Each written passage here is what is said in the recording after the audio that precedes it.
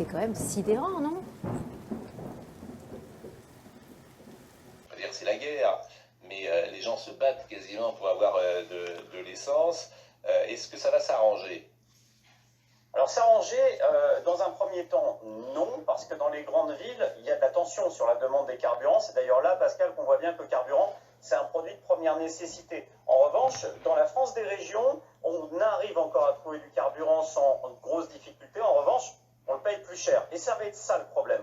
Parce que cette tension qui existe aujourd'hui sur les carburants, Pascal, on va la retrouver à la fin du mois. Je rappelle quand même, dans la nuit du 31 octobre au 1er novembre, l'aide gouvernementale va être réduite de 20 centimes par litre. Et du côté de Total, son aide va aussi être raccourcie. Donc on va se retrouver avec une augmentation dans la nuit du 31 octobre au 1er novembre de 30 centimes sur les carburants. Les Français vont tous vouloir faire pareil, évidemment, moi le premier, faire le plein avant, au moment où les tarifs sont les plus avantageux. Donc là, on est sur une répétition grandeur nature de la pénurie qui risque de s'installer sur la dernière semaine du mois d'octobre. Bon, là vous êtes parti pour Reims, et ça c'est très intéressant parce que personne ne parle du sujet dont vous avez parlé à l'instant. Il se trouve que ce qu'on appelle les zones à faible émission, les voitures CRIT R 3, 4, 5 et non classées vont bientôt être interdites de circuler. Au maximum le 1er janvier 2025. Mais ça peut être bien avant. C'est combien d'habitants qui sont concernés? C'est combien de villes? Parce que ça, c'est une vraie bombe à retardement. Ça peut être pire que les gilets jaunes d'il y a 3 ans. Ça c'est gilets jaunes puissance 10, Pascal. C'est plus qu'une bombe à retardement, c'est pire encore que ça. C'est un automobiliste sur deux qui va se voir interdit de circuler dans 47 agglomérations françaises, des agglomérations de plus de 150 000 habitants. Et j'insiste bien, pas les villes, les petites villes autour aussi. Le premier déplacement qu'on fait avec 40 millions d'automobilistes, et puis les équipementiers automobiles, la FEDA qui est venue apporter son soutien aux automobilistes. C'est important parce que les professionnels, c'est 35 000 emplois du côté des équipementiers qui vont venir soutenir ce message. On va aller rencontrer les élus, les automobilistes, et essayer de déminer cette bombe. Franchement, je pèse mes mots, Pascal. Là, on est sur un sujet qui va être au 1er janvier 2025 et bien avant, une vraie bombe à retardement social. Si l'État ne prend pas conscience de la nécessité de décaler dans le temps, d'aménager ces interdictions de circulation, ça va être une catastrophe. Dans les deux premières villes de taille moyenne qui sont touchées, Reims et Rouen, c'est déjà une catastrophe. Bon, Pierre Chasseret, ce qui est important aussi de dire, c'est que cette chasse anti-voiture en France depuis des années est disproportionnée, me semble-t-il, mais surtout les constructeurs vont plus pouvoir construire des voitures thermiques en France très rapidement, ce qui fait qu'on va aller acheter des voitures thermiques en Chine. Je veux dire, tout ça est, comme toujours avec l'État, c'est n'importe quoi.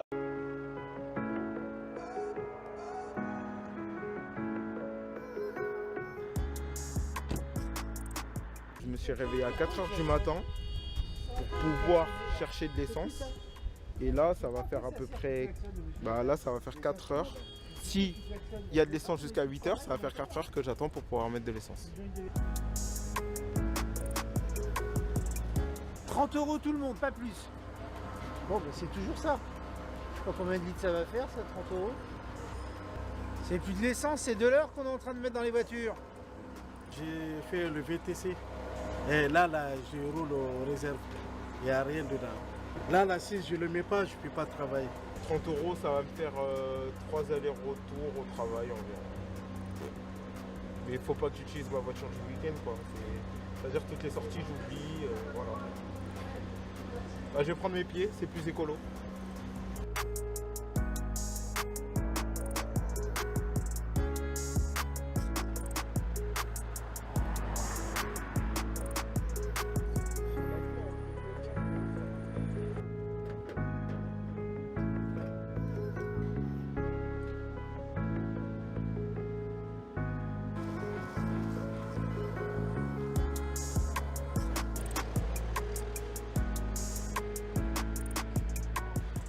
En plus, Vincent est propriétaire de station essence. Donc, lui, il voit directement ce qui se passe à la pompe en ce moment. Vincent, bonjour. Bonjour les grandes gueules, qu'est-ce que je suis content de vous avoir. Et nous aussi. Nous aussi. Bon, ça monte quasiment tous les jours, non? Alors, ça monte tous les jours, mais moi je voudrais revenir sur une chose, un point très très précis. Je vais vous expliquer pourquoi, qui que ce soit sera face à Emmanuel Macron, je voterai pour lui. je voterai pas pour Emmanuel Macron. Je vais vous expliquer pourquoi. C'est comme pour plein d'autres sujets, mais on va prendre le prix du pétrole. Moi, sachez que je gère 2 stations discount. Ouais. Et il se trouve que depuis des mois, je constate, y compris sur votre antenne, qu'il y a une véritable désinformation concernant l'évolution du prix à la pompe. À longueur du temps, il y a des soi-disant spécialistes économiques là qui font des pseudo-décompositions de prix et qui nous expliquent que les distributeurs, les stations, les pétroliers, ils gagnent que entre 1 et 3 centimes par litre. C'est ce qu'on nous explique, parce que le prix du baril, soi-disant, voilà. Mais ça, c'est totalement faux. Et là, le gouvernement spécialiste du quoi qu'il en coûte, il a sa responsabilité. Car moi, dans mes stations, je me positionne. Je ne peux pas me positionner plus bas, sinon ils ne me livrent plus. Parce que c'est les gros pétroliers qui vous livrent. Et moi, je me positionne dans mes stations en moyenne entre 12, écoutez-moi bien, entre 12 et 13 centimes, moins cher que dans les stations classiques. Ok ? Et j'ai jamais fait autant de profit qu'aujourd'hui. Je gagne en ce moment, comme je n'ai jamais gagné, je gagne en ce moment près de 15 centimes par litre. Ce qui signifie que les pétroliers qui me livrent, mais eux, ils gagnent entre 40 et 45 centimes parce qu'ils font encore plus de marge, ils raffinent, etc., etc. Donc ça, c'est un vrai mensonge d'État. Entendez-le. Parce que le gouvernement, quelque part, il donc on pourrait baisser les taxes. C'est 63% de taxes sur 2 euros que sur 1,50. Bien sûr. Oui, mais ça veut dire qu'on pourrait... La logique de tout ça, c'est qu'on pourrait baisser les taxes. Non, mais ce que je veux vous dire, c'est que on n'a jamais gagné autant d'argent. Et rappelez-vous, moi je trouve que les Français, ils sont complaisants avec Macron, ils ont la mémoire courte. La genèse des Gilets jaunes, c'était quoi, rappelez-vous? On était incapable de donner 100 balles à des infirmières et le prix il était à 1,60 et les gens hurlaient. Et aujourd'hui, il est à 2 euros. Et les gens, ils vont le réélire. Bah attendez, alors qu'on mette le plein à 3 euros. Après, Emmanuel Macron n'est pas responsable de la flambée des cours. Non, mais il peut baisser les taxes, je suis désolé. Il peut baisser les taxes. Oui, et entendez, mais vous avez entendu combien on gagne? Combien les gros distributeurs, ils gagnent? Oui, mais il faut rembourser les taxes. On s'en met plein les fouilles, sachez-le. Je vous appelle vraiment parce que ce matin, je me suis levé exceptionnellement à 4 heures du matin de Sannois pour chercher une pompe à essence. Ah oui. Et j'ai fait le parcours Sannois jusqu'à Franconville, Herblay. Et, toutes les stations étaient fermées, toutes. Je dis bien toutes. Leclerc, Carrefour. Mais vous en avez fait combien de stations comme ça? 20. J'étais jusqu'à Magny-en-Vexin. J'ai même pris l'A15 pour essayer. Il y a 2 stations de Total Energy qui sont soi-disant ouvertes et en fait elles sont toutes fermées. C'est vraiment une station sur 3. Je confirme le premier auditeur qui dit qu'il y a eu le même problème de l'autre côté de l'Île-de-France. Je crois qu'il va vraiment falloir qu'on soit patient. Vous n'en avez pas trouvé, pardon? Ah non, j'ai rien trouvé. Là, je suis rentré à 6 heures du matin. Et puis voilà, pour me détendre, je suis en pleine marche, un peu rapide. Et puis bon, voilà. Quoi. Il y a un double paramètre. Bon, le premier paramètre, on ne va pas s'en plaindre, entre guillemets, c'est que certaines stations sont victimes de leur succès, puisque la baisse des prix est telle à la pompe, et c'était une demande des Français, qu'il peut y avoir des tensions sur la disponibilité d'un ou plusieurs carburants dans les stations. Pour vous donner le chiffre que j'ai vérifié avant de vous retrouver, on était à 12% des stations à l'échelle du pays qui rencontrent des difficultés sur au moins un type de carburant, avec des variabilités, puisque dans la région Hauts-de-France, on atteint plus de 30% des stations qui peuvent rencontrer des difficultés. Mais il n'y a pas de pénurie. Ça, c'est un point qui est important. Deuxième paramètre, vous l'avez dit, il y a une grève qui affecte un certain nombre de raffineries, 4 raffineries totales sur 6, ainsi que certains dépôts de carburant qui relèvent de la compagnie. Nous suivons évidemment de très près avec les opérateurs l'évolution de la situation et nous avons été amenés, ça et là, lorsque c'était nécessaire, à avoir recours, à puiser dans les stocks stratégiques pour permettre d'alimenter des stations et permettre donc aux consommateurs d'utiliser leurs véhicules, notamment pour aller travailler ou emmener leurs enfants à l'école. Je vous ai donné les chiffres, nous ne sommes pas en situation de pénurie, mais il y a des tensions, elles sont temporaires, nous pouvons les expliquer et nous estimons que tout est mis sur la table pour faire en sorte qu'elles soient résorbées. Donc pas d'effet de... Ma réponse n'est pas d'effet de panique, ne vous ruez pas tous, on ne va pas manquer d'essence, il y a un problème de grève qui va être réglé dans certaines raffineries, et ensuite, vous savez comment ça marche. Plus on vous dit que vous risquez de manquer de quelque chose, plus tout le monde s'y précipite, et donc plus la prophétie est autoréalisatrice. On veut évidemment éviter ça, je vous assure que ce n'est pas nécessaire. Voilà, donc je vais vous faire voir. Voilà, bon là je mets mon essence, normalement. Et je vais vous faire voir comment on gratte un petit peu dessous. Donc chaque fois, on gratte un petit peu avec des petits billets, avec des petites coupures de 5 euros. Voilà. pour ça, vous pouvez le faire à chaque pompe automatique, hein, ça marche. Hein. Alors je vais vous faire voir. Hein. Alors je suis déjà 14, 15, 16, 17, 18, 19. Donc là ça ralentit, on va arriver à 20. Voilà. Donc là c'est le grand moment crucial, hein, vous allez voir. La pompe comme elle va marquer un peu plus là, voilà. Alors je vais vous faire voir, on va s'arrêter pile avec. Voilà, 20 €. Donc vous prenez le pistolet d'à côté. Voilà, bien le pistolet d'à côté. Vous venez, vous raccrochez, et voilà, vous allez attendre. Voilà, 5 centimes en plus. C'est pas grand chose, mais par coupure de 5 €, vous arrivez à bien gagner quoi. Voilà. Donc je vais. Merci. Voilà, merci par contre de m'avoir bien fait chier et que j'ai trouvé de bonnes solutions. Elles font le tour du monde depuis hier. Ces drapeaux blancs au bout du canon et sur les chars engagés sur le terrain de guerre. Image rare au cœur des combats. Les soldats russes se rendent sans aucune résistance. Nous sommes dans la région de Kherson, des militaires qui ont peut-être entendu le message de Zelensky, le président leur garantissant qu'ils seraient bien traités en cas de reddition, car oui, il s'agit bien d'une reddition quasi en direct. Benjamin, ce sont les Ukrainiens eux-mêmes qui diffusent ces images. Hein. Il faut bien voir que tout cela est quand même calé en amont. Hein. Si vous regardez le début de la vidéo, on voit très bien que les Ukrainiens sont en train d'atteindre les soldats russes et tout est filmé depuis le début. Les soldats russes qui n'arrivent pas à les mains vides, qui arrivent avec un blindé de transport de troupes qui est en bon état. À l'intérieur, vous avez alors 3 soldats, 2 qui vont sortir par l'arrière et puis un 3e ici par l'avant. 3 soldats, surnombre ukrainien, mais quand même appréhendés avec toutes les précautions d'usage. Regardez. À terre, main au sol. Il y a quelqu'un d'autre dans le blindé? Non. Non? Ouvrez-moi. Alors cette séquence fait quand même écho à toutes les promesses faites par les Ukrainiens aux soldats russes qui se rendraient. 1. La prison sans mauvais traitement. 2. L'anonymat. Alors là, il faudra voir si l'anonymat est respecté. 3. Aussi une somme d'argent s'ils viennent avec du matériel militaire, comme c'est le cas ici. On leur promettait plusieurs milliers d'euros il y a quelques semaines encore. D'abord, je voulais vous montrer une image. Je voulais que vous la décodiez tous les deux. C'est cette image de la reddition russe hier. Certains disent mise en scène.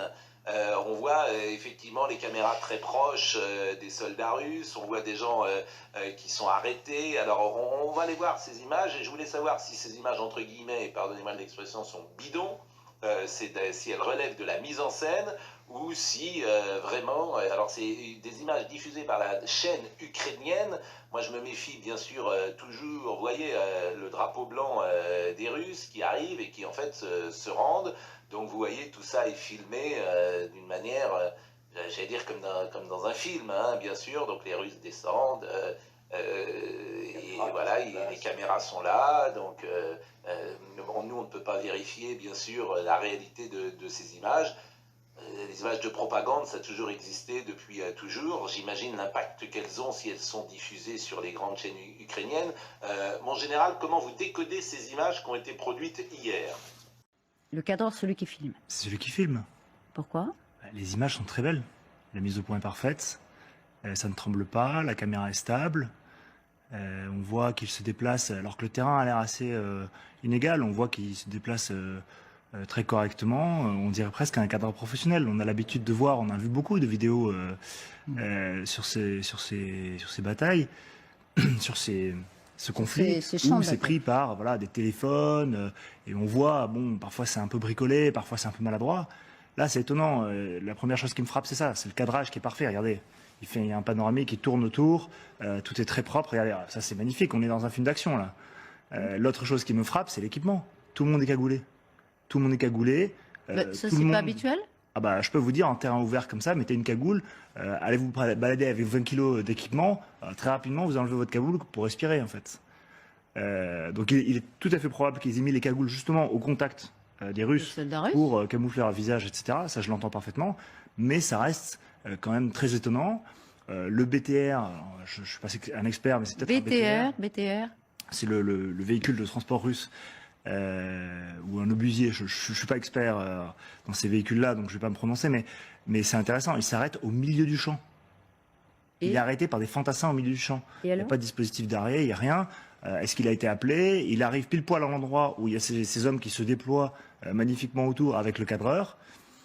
Bon, Conclusion, parce que là, vous nous donnez des éléments qui laissent penser que c'est trop beau pour être vrai. Est-ce que c'est trop beau pour être vrai? Moi, je suis là pour analyser et je veux juste soulever ces éléments-là. Le fait que, voilà, avoir de belles images comme ça avec tout le monde parfaitement équipé, tout le monde a tout ce qu'il faut, alors qu'on sait très bien que de part et d'autre, les Russes comme les Ukrainiens, il y a parfois des défauts de matériel.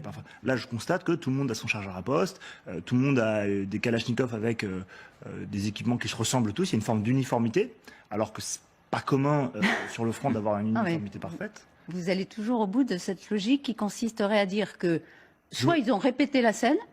Non, je n'irai pas jusque-là, mais il y a certaines choses qui m'intriguent. Voilà. Que sait-on de l'attaque des gazoducs? Ah, bah Jérôme Pellistrandi va s'y coller. Allez, Jérôme, on va venir à l'écran. En fait, c'est assez compliqué de modéliser ce qui a pu se passer. Vous avez travaillé sur 3 scénarios. Première hypothèse, ça pourrait être un sous-marin qui va dans les eaux et qui va envoyer des nageurs de combat. C'est faisable. La seule chose, c'est qu'il faut descendre entre 70 et 80 mètres. La problématique, c'est quand après il faut remonter, il faut un sas de décompression. Ça peut être très dangereux. Il faut des plongeurs très expérimentés. Et donc, dans cette hypothèse-là, les plongeurs vont aller au fond et vont déposer des charges d'explosifs avec une minuterie, en quelque sorte, qui sera déclenchée au bon moment. L'autre hypothèse, c'est la même chose, un sous-marin, mais qui va emmener un drone. Donc, c'est un petit sous-marin autonome, télécommandé, et qui va faire la même mission, aller poser donc ces explosifs. L'avantage, c'est qu'il n'y a pas de risque pour les marins. On peut le faire de loin. Et surtout, il faut savoir que la charge que l'on doit déposer dans cette profondeur, il faut environ entre 500 et 1 tonne d'explosifs. Donc, un drone, c'est plus facile pour transporter ces explosifs. Mais qui pourrait le faire?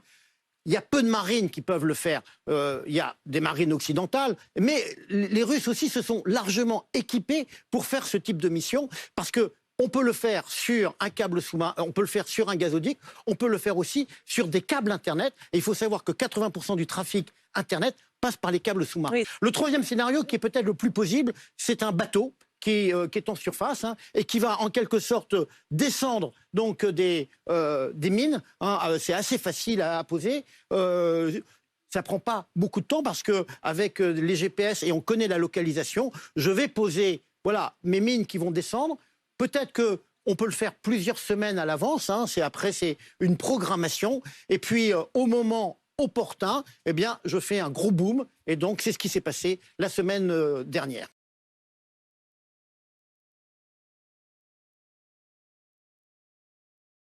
Vous êtes sur la même ligne que le général Clermont?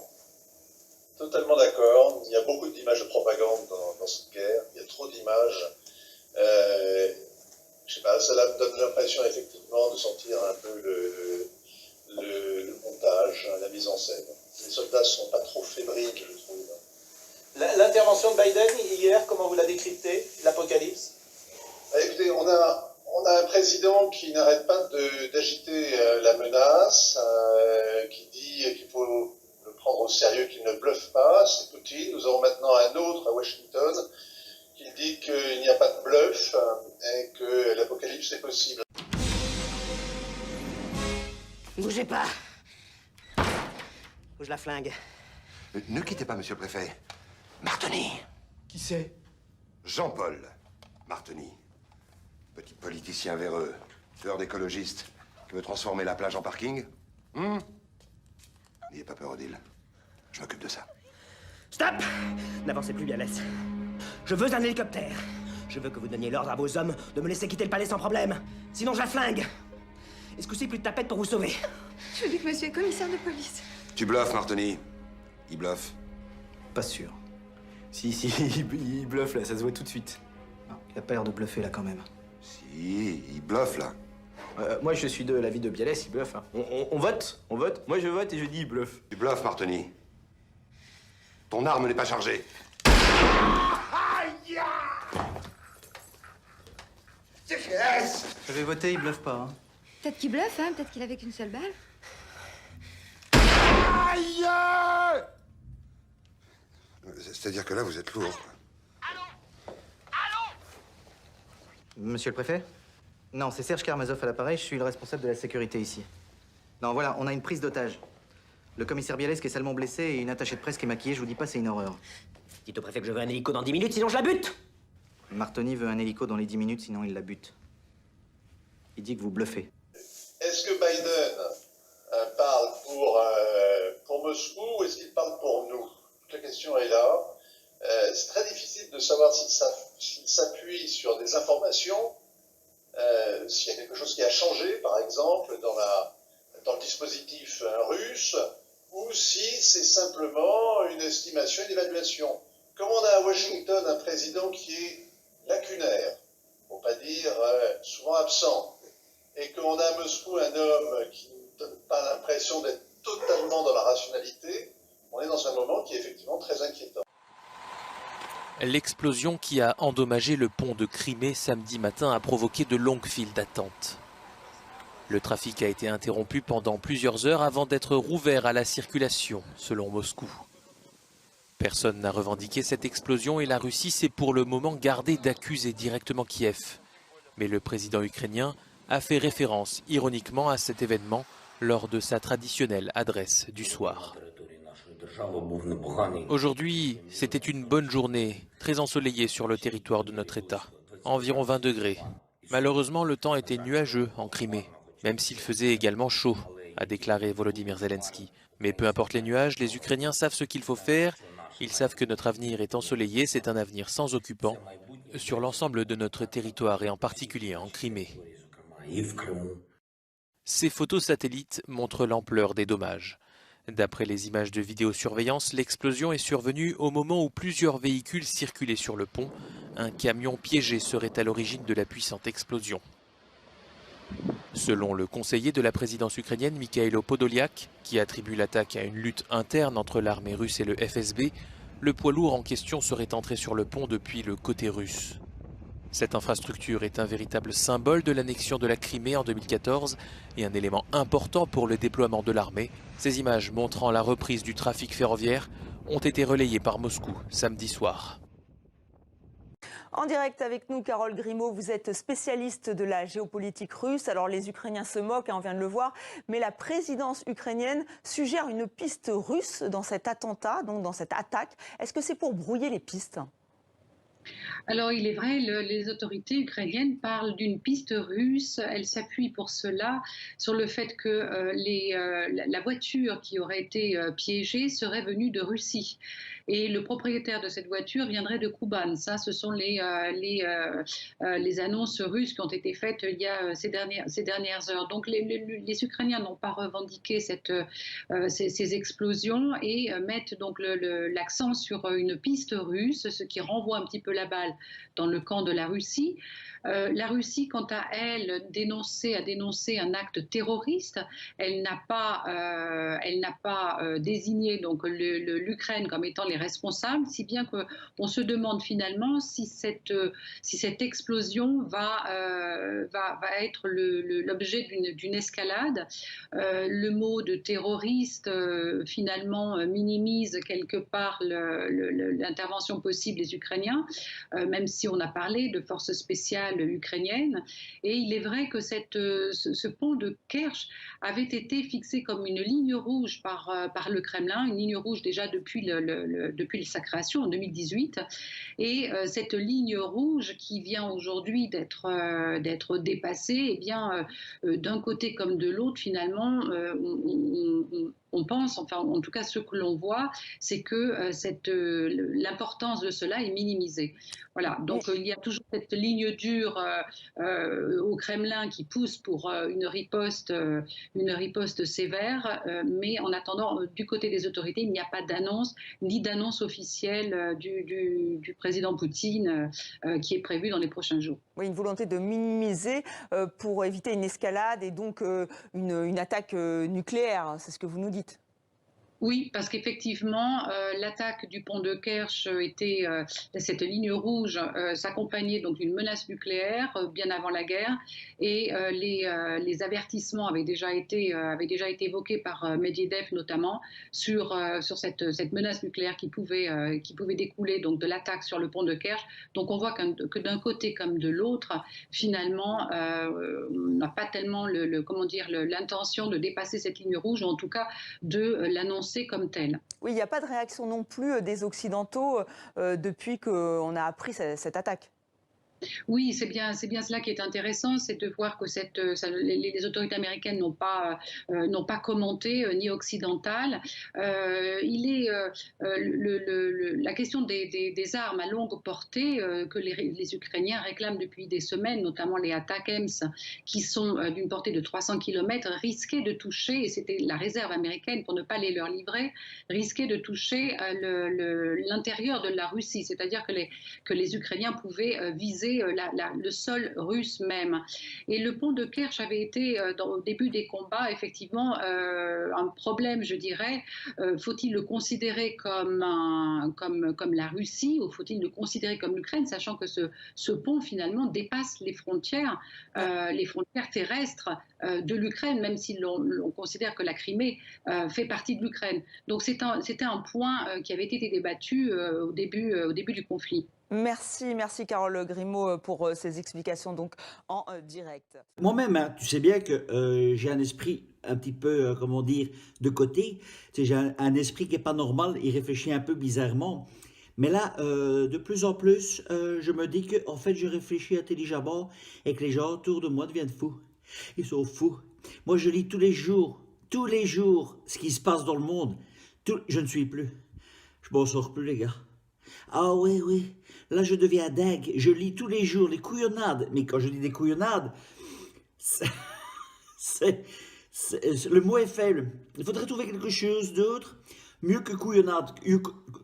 Yuko couillonnade. Oui, quelque chose un peu plus fort. Yuko couillonnade. Tellement que ce monde part en cacahuète. Moi, je suis comme ça. Je suis comme ça. Je lis des choses. Alors, je vais les lire avec vous. Hein. Je sais plus quoi en penser. Hein. Alors, je vais essayer d'avoir un avis. Pas surtout, parce que surtout, j'en ai pas surtout. Voilà. Tu vois ce que je veux dire? On irait peut-être vers un confinement énergétique des cinémas, des concerts, piscines, théâtres, entre fermeture temporaire, distribution de plaids. Distribution de plaids. C'est-à-dire que tu vas aller au cinéma, tu viens avec ton plaid. T'imagines si le pass sanitaire revient. Vous avez le pass sanitaire? Ouais. Vous avez le plaid? Oui, évidemment. C'est bon. Vous pouvez regarder Cadmerade. T'imagines ça? Ça serait des bilos. Attends, genre là, oui, il y en a encore un autre, et après j'arrête. Nogent-sur-Marne, la piscine coupe le chauffage, combinaison obligatoire pour se baigner. Et t'as des moutons qui vont le faire comme ceux qui portaient le masque. Hein. Ah oui, ça va être les mêmes, hein, les gars. Ah oui, c'est les mêmes, je crois que c'est eux-mêmes qui vont mettre une combinaison avec le masque, évidemment la cagoule avec les oreilles de canard. Ah oui, ça c'est eux, c'est comme ça. We don't need no education. Ah, ça c'est eux. Donc maintenant, combinaison obligatoire. Mais ils vont arrêter jusqu'où? Et alors, ah oui, une ville près de chez moi, H-U-Y, oui, pas de patinoire, mais du roller pour Noël. Et t'as des gens qui écrivent « Excellente initiative ». Excellente initiative, mais c'est comme tout en fait. Donc, vous allez dire tout. Oui, amen, oui, à toutes ces couillonnades. Ils se foutent de votre gueule et vous dites « Très bien, bonne initiative ». Ils se foutent de vous. Hey, oh, ding, ding, ding, ding, ding. Tu te réveilles? Oh. Alors, eau chaude coupée dans les sanitaires publics. Ah oui, donc ça, pour les administrations, on ne se lavera plus les mains à l'eau tiède, à l'eau froide uniquement, comme c'est le cas en Allemagne et ailleurs. Alors, bon, ils savent pas comment faire, mais en gros, ils vont faire venir des plombiers pour couper simplement l'arrivée d'eau chaude. Voilà, donc c'est tout. Utiliser les PC portables sur batterie durant le plateau de consommation. Hein, donc attention, hop, tous sur batterie. Ah merde, je l'ai pas branché ce matin, ça va couper. Ah, ça va couper, chérie.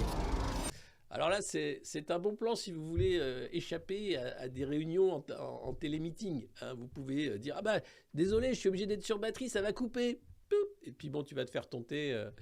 Voilà. Mais c'est ridicule. Mais c'est pire que ridicule. C'est juste proprement scandaleux. C'est prendre les gens même vraiment pour des cons et leur imposer des conditions de travail dégueulasses. Réduire drastiquement l'usage de la vidéo lors des réunions Teams. Parce qu'ils sont sur Teams. C'est génial. Donc les mecs te disent, ce serait bien de réduire les déplacements et de favoriser les réunions à distance, mais en même temps, il faudrait réduire drastiquement l'usage de la vidéo lors des réunions Teams.